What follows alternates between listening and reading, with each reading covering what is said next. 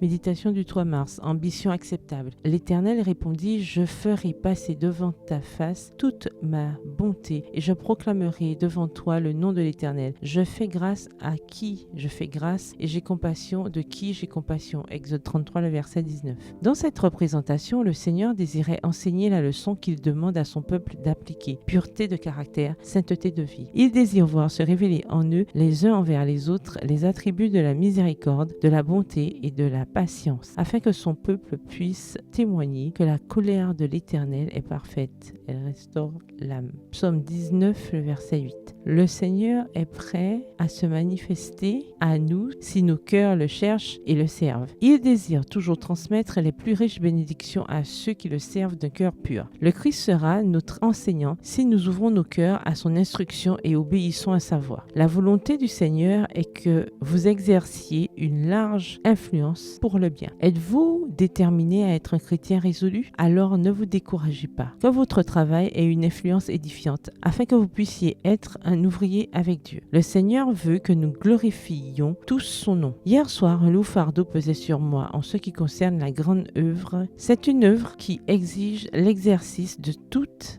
les capacités que possèdent les hommes. N'exercerez-vous pas vos capacités d'une manière qui vous emmènera à une union parfaite avec Jésus-Christ? En tant que parents et enseignants, nous devons coopérer avec le divin maître. Nous devons œuvrer pour redonner aux hommes et aux femmes le sens de l'obligation morale qui a été perdue. Que chaque parent coopère maintenant avec le plan divin et devienne ainsi des ouvriers avec Dieu. Toutes nos diverses capacités appartiennent à Dieu. Il nous a rachetés par le don de son Fils unique. Et ceux qui ont le sens de leur obligation envers lui coopéreront au dessein divin. Ceux qui portent des responsabilités dans cette œuvre qui consiste à transmettre le message du troisième ange au monde doivent être déterminés. Le cœur, l'âme et la voix doivent lui être consacrés afin qu'il puisse atteindre le plus haut degré d'excellence. Ressembler au caractère de Dieu, chaque faculté, chaque attribut dont le Seigneur nous a dotés doit être utilisé pour l'élévation de nos semblables. Si nous faisons de notre mieux en travaillant avec